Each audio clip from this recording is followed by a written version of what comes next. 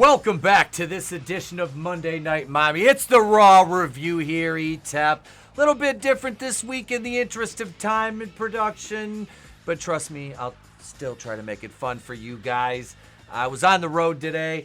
I just watched Raw this morning, and Rhea started the show with a promo. You know, Mommy's home. It's been 3 months since I've been in the ring, and she blames Liv Morgan, of course. Liv injured the shoulder, hit her in the head with the chair, and she is running around with something that's mine. And it's not Dominic. No, it's that women's title. And she wants it back, of course. Dominic pleading with her. Rhea is just kind of playing that off. And, you know, it's not what it looks like. It's not what it looks like. Liv pops up on the screen and, oh, Rhea, can you hear me okay? Hi, my sweet girl. And she closes the whole thing out. We know, we get the gist of what Liv says. She said, so while Mommy might finally be home, Liv is finally on top.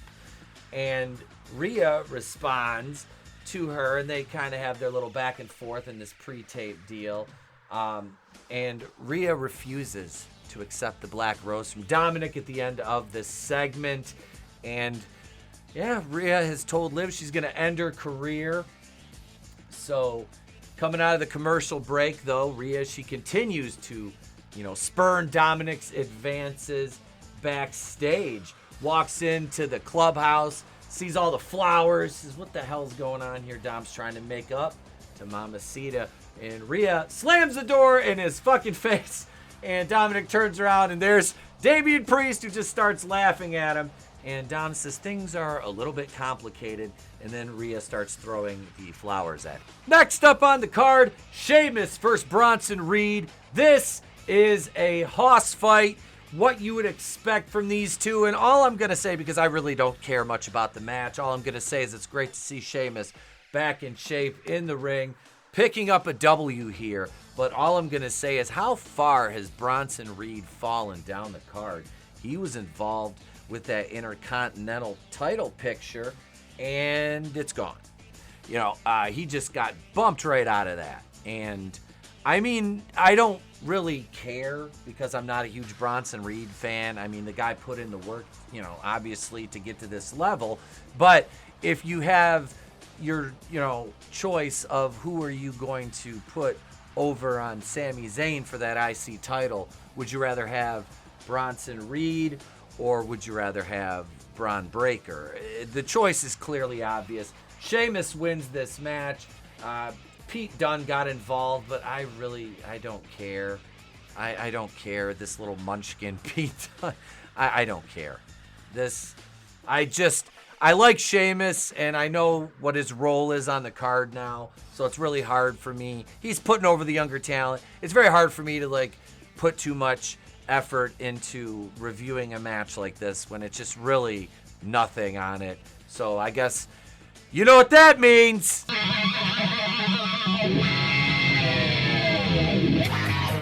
up, get up.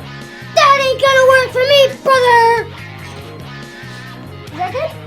Back in the Judgment Day clubhouse, Rhea is talking to the World Heavyweight Champion and fellow Judgment Day member, Damian Priest, El Campeon, who I have grown quite fond of. I do like Damian Priest, and she wants to express her gratitude to him for holding things down.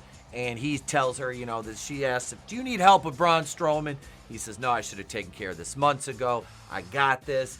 And in comes Dominic again, and he's trying to talk to Mommy, and he knows he messed up, but she wants to know why he didn't reach out to her during the 3 months she was gone. Was he too busy with his new little plaything, Liv, to reach out to Mommy? You know what? I'm a fan of Mommy.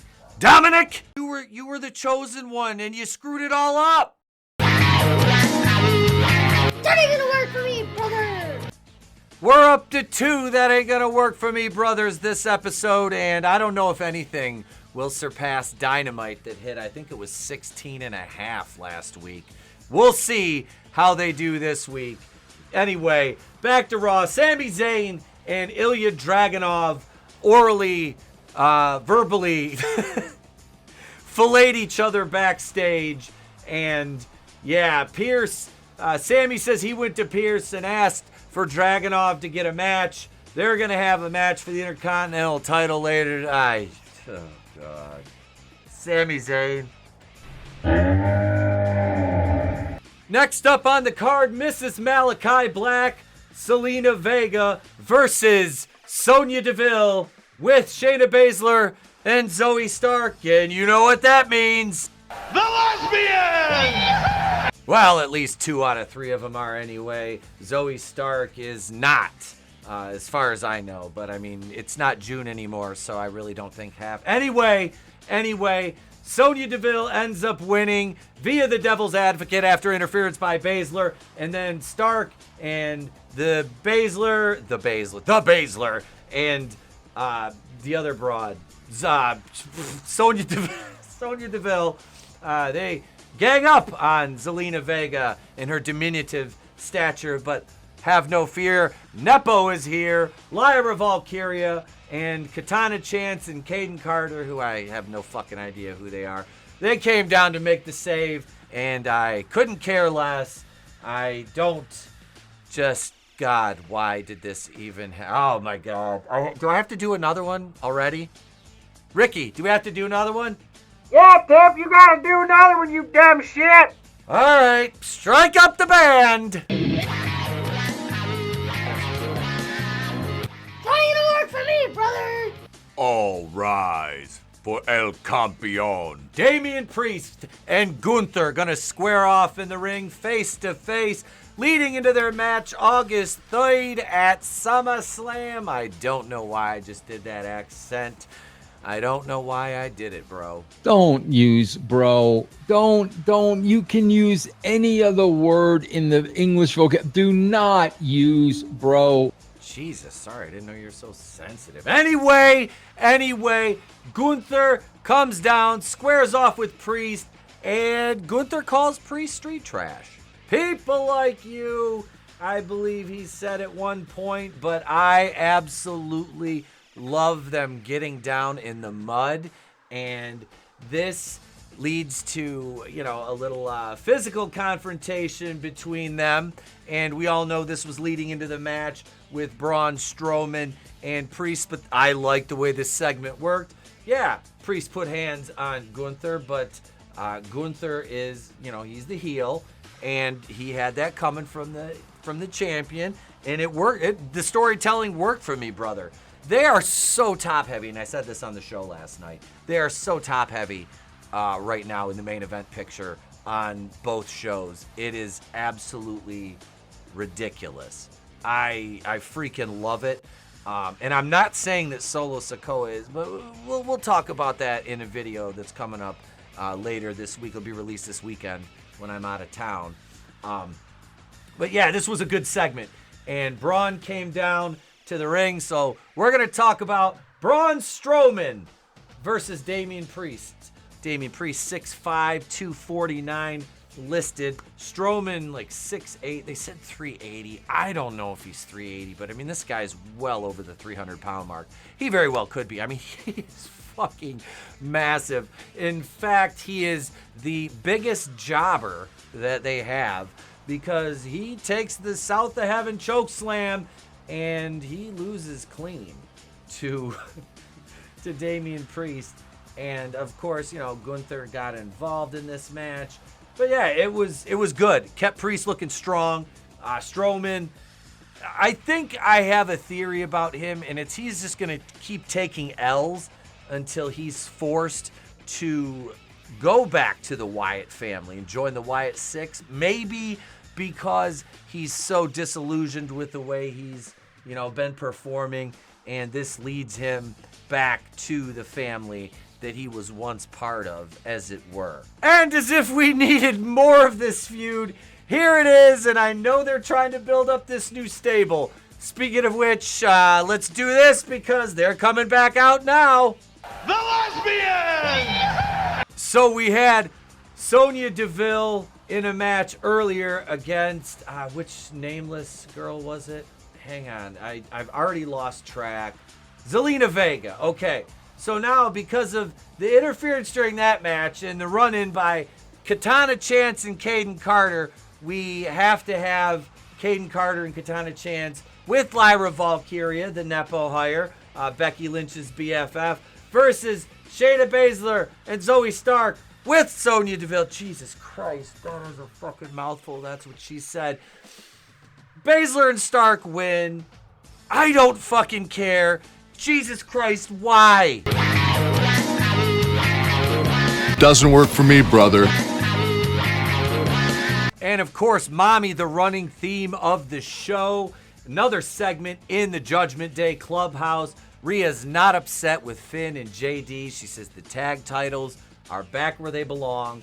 Liv was playing games. She plans on getting her belt back at SummerSlam. And again, here comes Dom. And he says Jey Uso was, he was speaking bad about Mommy. And he went to Pierce, got himself a match. And she's like, what the hell are you doing? Like, do you realize what? Oh, I could fix it. I could get rid of it. No, what do you do? Let's just go. She goes, he goes, I'll take care of it. And Rhea takes off. Carlito says, that wasn't cool. And she earlier asked why Carlito's hanging out in here, which I thought was kind of funny. Next up, we have the segment with General Manager Adam Pearce with two of the referees. I don't remember their names. I didn't write them down. Irrelevant. They're plot devices. Drew McIntyre, he's got to apologize to the refs. Drew's not going to do it. Shoves the referees down. Him and Pierce, they're getting in each other's face. Out comes Seth Rollins. Seth, he lights Drew up a few times and goes for the curb stomp. Drew powders. This angle just keeps building and keeps building. And it hasn't lost any of its steam, which is, again, that's just good storytelling, and that really speaks volumes to what they're doing creatively with these guys at the top. And again, not a big Seth Rollins fan, but I'm a fan of good storytelling and the angles, and it is compelling, so it makes me want to watch more of this. And it's like, well, you still got Drew and Punk feuding, and you still got Rollins Drew and Punk and Rollins and Punk, and it just goes round and round, and it really works well. And like I said, it's holding the interest. You can tell the crowd is still into it, and this is something that the other guys simply cannot grasp the concept of how to do this right multiple ways concurrently with different angles. And I mean, look, you've got this running, you've got the Bloodline, you've got the Judgment Day, you've got Rhea and Liv. I mean, there's so many things going on right now. Again, just great storytelling by WWE. Next up, we had the Eric Rowan interview with Uncle Howdy. And man, did this hit differently, knowing that Bray and Brody are gone. They're passed away. And Eric is, for all intents and purposes, the last man of that original iteration standing. So this was very emotionally driven, compelling, and Rowan nailed it, man. This guy is not ever gotten enough credit, I don't think, for what he's capable of and what he's done so far. I know it hasn't been that fruitful for Rowan, but I really think he's kind of getting a second chance here, and this promo was absolutely spectacular. Match number 5, Jey Uso, main event. Jey Uso versus Dominic Mysterio. Dom jumps in before the bell. During the match, Dom hit the Three Amigos. Jey had, oh my God, Dom was down in the corner, and Jey Uso runs in and goes for this hip attack, and holy swing and a miss, Batman. Let me tell you what, quote unquote, main event Jey Uso.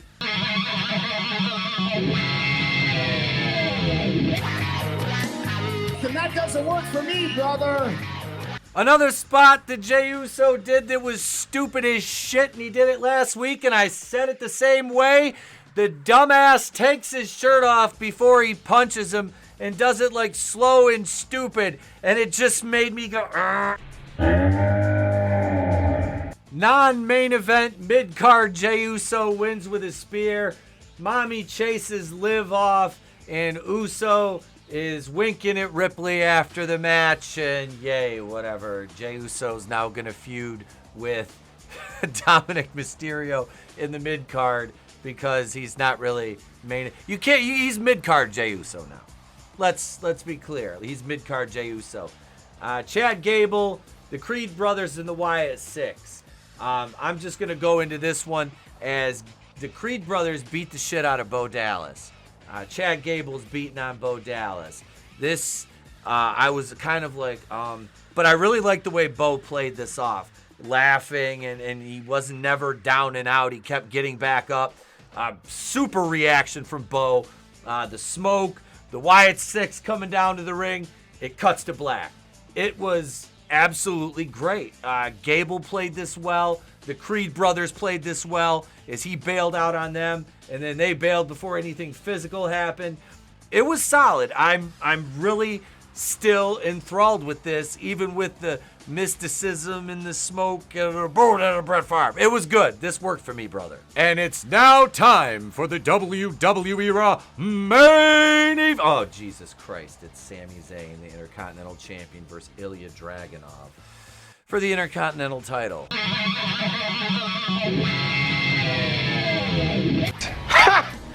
Gay! It was a decent match on the part of Ilya Dragunov. It doesn't fucking matter. The guy's a munchkin. It doesn't matter. Why is he in the main event on WWE Monday Night Raw? And why is Sami Zayn in the main event as Intercontinental? Why is he not eating out of the dumpster behind the Nutter Arena in Dayton, Ohio? Braun Breaker makes his way down to the ring, spears Dragunov. That forces the DQ. After the match, Zayn, of course, gets his shine on Breaker. Zayn slams Breaker's face off the announce desk. Then Breaker, he hit like a belly to belly or Northern Lights on Zayn, and he plants Zayn, hits him with his fucking spear, and then Breaker stands tall over that sack of shit who doesn't even look like an athlete for some reason, who still is employed. Braun Breaker stands tall over the two guys who were working a match in the main. No, Ilya Dragunov, like I said, this guy's a great fucking cruiserweight. Put on about 15, 20 pounds and come back to me and you can be a heavyweight. But no, right now this is not happening. I mean, even at 230, you're still like Cody Rhodes size, and you're still really, really small. But Braun Breaker's a fucking star. Like, they cannot continually hold this guy back. And I'm not saying they're holding him back. I know I like the long-term storytelling. I just don't like when it comes to the expense of somebody who clearly has their current incumbent champion outclassed, as the young Steiner does with the communist, homeless crackhead Sami Zayn. Overall, not a bad episode of Raw. We got some good stuff out of Gunther and Priest. And honestly, the Rhea Ripley, Liv Morgan, Dominic Mysterio angle still playing nicely out.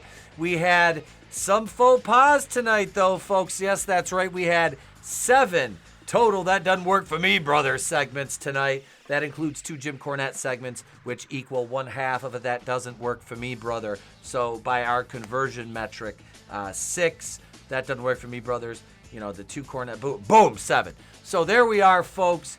There we are. There's Monday Night Raw. You can join us on Patreon for $2 a month as a brain buster, $2.99 for a Kazooian tier, $4.99 for a Harvey Wakuian producer tier membership on YouTube. And if you don't want to support us financially, that's fine.